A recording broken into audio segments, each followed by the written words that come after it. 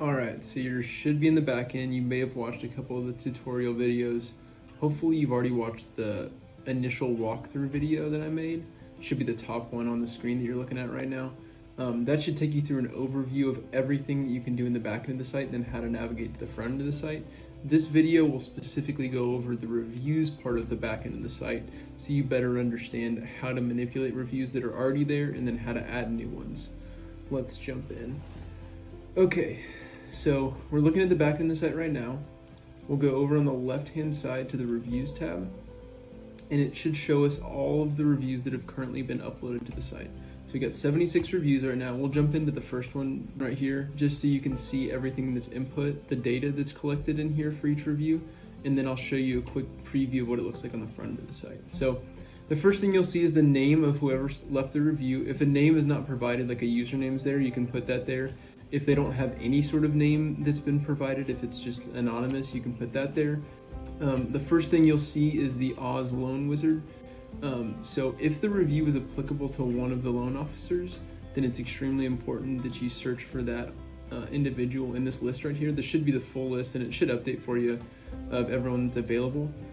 This is dynamically pulled from the list of Oz team members that have already been input here. So you're seeing a profile photo of those members if they've got it and then their name. So as you can see, Manny's been selected as for this specific review was written for him before the website was built, and he sent it to me. So I input it in here, I tagged it for him, and I'll show you real quick what that looks like and why that's important in just a second. So going down the list, you also see that there's a star rating that you can add, a title if necessary. If you don't add it, then it'll just be blank. The URL, if the review was written on a third party like Google or Zillow, if you got the review from somewhere else, copied it and pasted it into here, then it's really helpful to just keep track of where that came from so we can link to it if we want. The date is required because it displays on the front end. So if you don't know it, just do your best at guessing when it was written. It's a reasonable date that was sometime in the past. Profile photo is there if they've got it. If they haven't provided it, just don't add it and you won't see it on the front end of the site.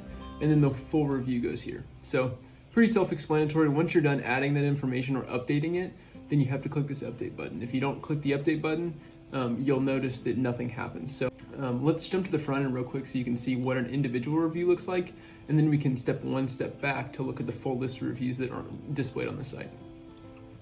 Jumping over to that same review that we were just looking at, if there was a profile photo that was added in the back end, then you'd see it right here. Obviously there was no photo added. Most of our reviews don't have photos unless the customer provided it, so a name is fine. You see the number of stars that the rating was given. So jumping back over here, you see there's a 5-star rating, so that's why that's 5 stars. The actual full review, and then the date that review was submitted. And then this is where I was talking about the loan officer that's tagged with that review gets shown up right here. So Manny was associated with this review. If we jump to his profile, you'll see the inverse where you'll see his profile in this review tagged to him. Just so you know how those are linked. So if you don't tag it with someone, then it just won't be associated with a loan officer, but it's really important if someone did collect that review for a specific loan officer that we tie that to them. So looking on Manny's page, you can see reviews written for him, and you see right here, there is the exact review that we're looking at over here tied to him. So they're linked both directions, and then people can also navigate from one review to the next to see other reviews. Here's one for Cynthia, just so you can see the full list of reviews. There is also right below the review on the back end, on the front end of the site, is the full list of other reviews that people can look at, and they can go to the entire reviews page and see all reviews that we've currently got. So this is also the place where people will submit a new review. If you've got customers that are saying, hey, I loved working with you, but I want to submit a review for you, how can I do that? I've actually tied this button to the Google reviews that we've got right now. So if you send them to this link and have them click that button and answer that, it will tie to their Google account, which gives us a third-party verified review. Then we can add that to the site as well, which gives us 2 places where the review's been stored. So it's just a good way of having third-party proof that the review was written by someone that wasn't written in-house, and then we can also add it to the site. So we've got both tied there.